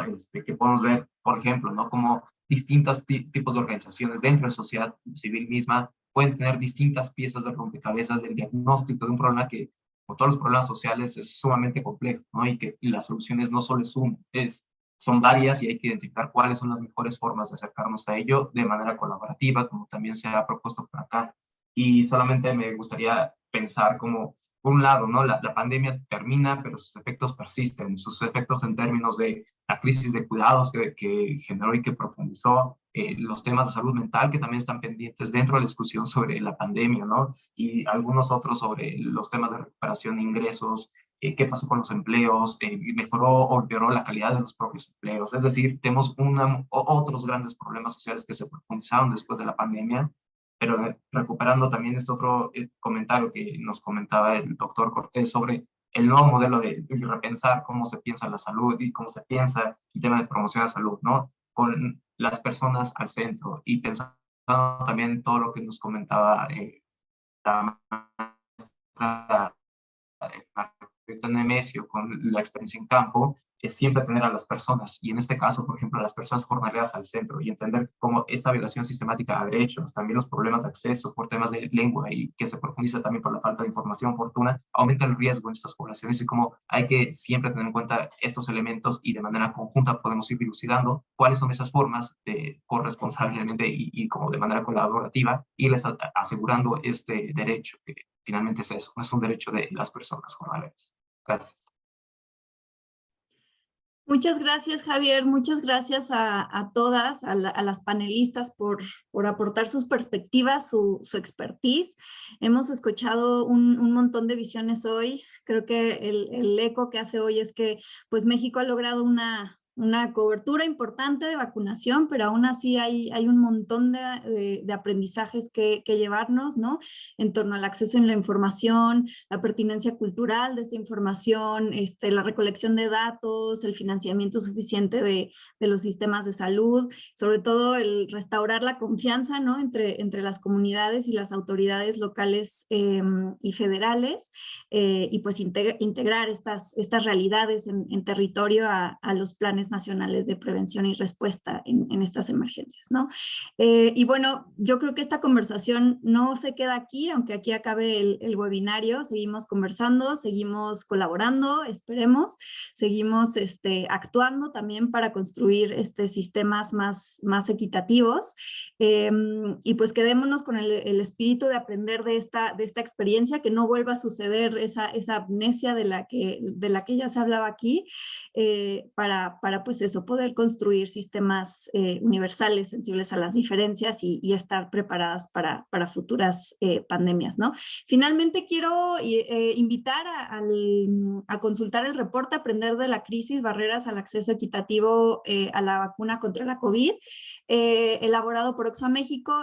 Las pueden encontrar en la página web oxfammexico.org o el futuro de las pandemias.org. Ahí podrán consultar este reporte, y por favor no dejen de hacernos llegar sus comentarios, sus opiniones al respecto. Todo lo que tengan que aportar será muy valioso. Y pues eso, les agradezco mucho a las panelistas por su tiempo, su expertise, gracias a las asistentes que nos acompañaron hoy, y también un saludo a quienes verán esta grabación una vez que sea publicada. Les deseo a todas un bonito día y nos vemos muy pronto. Hasta luego. Muchas gracias. Hasta luego. Gracias. Hasta luego. Gracias.